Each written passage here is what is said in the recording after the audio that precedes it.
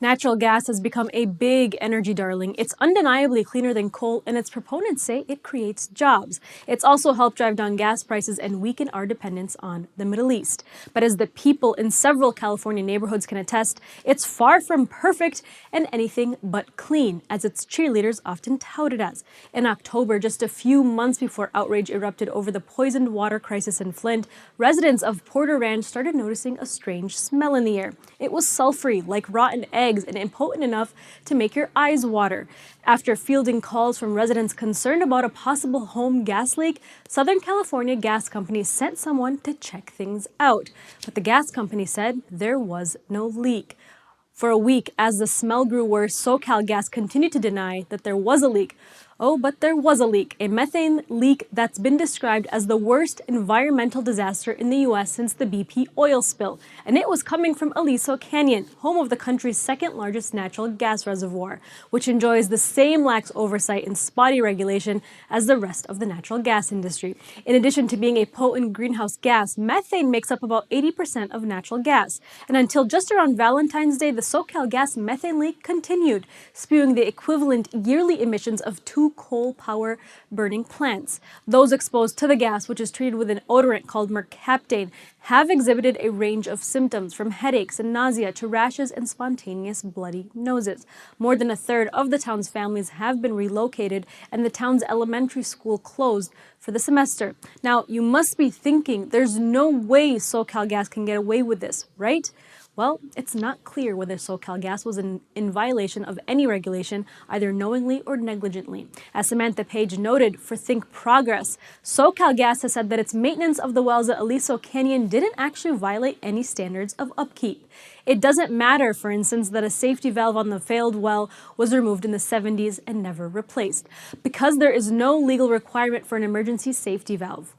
While California boasts a relatively diversified energy portfolio with renewable energy sources accounting for 25% of the energy production, like many states, it's running hard on natural gas. And all the benefits touted by natural gas cheerleaders, those go right out the window once there's a leak, like in Porter Ranch. The town of 34,000 is not the only one affected by spills and leaks of this supposedly clean energy.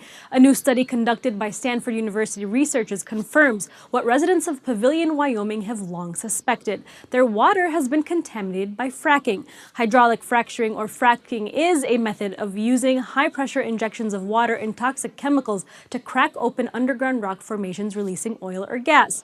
The increasingly popular fossil fuel extraction method is why the U.S. has been living high on the natural gas horse lately. It's also incredibly dangerous. It's been linked to increased earthquake activity in frack-happy states. The people of Pavilion noticed weird tastes and smells in their drinking water in 2008.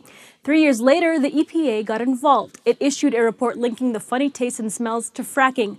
But then it backtracked on its own report, refusing to issue a final version and tossed the job off to state officials. To date, state and federal officials have failed to issue any report. And now back in drought-stricken California, the fracking industry is sucking up more water than the state can possibly have to spare, as much as 2 million gallons per day. Now, in the wake of the Aliso Canyon leak, SoCalGas is now warning of summer blackouts. So now the state will be both water and energy strapped during the hottest months of the year. Still, recent figures suggest there's something better on the horizon. Last year, wind and solar energy saw double the investment of fossil fuels. That's right. With coal, natural gas, and oil prices all tumbling, renewables are looking better each day. And this trend isn't likely to stop anytime soon. Bloomberg reports the reason solar power generation will increasingly dominate because it's a technology, not a fuel. As such, efficiency increases and prices fall as time goes on. Companies are getting better at storing renewable energy so that it's more efficient even in cloudy or stagnant conditions. While the upfront costs are steep, the long-term payoff is undeniable. And even though fracking has been packaged and sold as a job-creating miracle, the solar industry is adding jobs twice as fast as the rest of the economy. Even in coal-loving, frack-happy West Virginia. Even there, solar power is taking off, and it's doing so despite efforts by the state's coal-stained lobby and natural gas bags to stop it.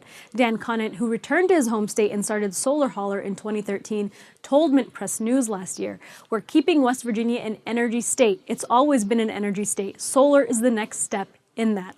While it's clear that people and the planet stand to lose from over-reliance on fossil fuels, it remains unclear who doesn't win as renewable energy investment and adoption grow. Have you ever heard of a war over wind resources? Or how about a refugee crisis spurred by access to the sun? What about a wind or solar leak that devastated entire towns? Well, me neither.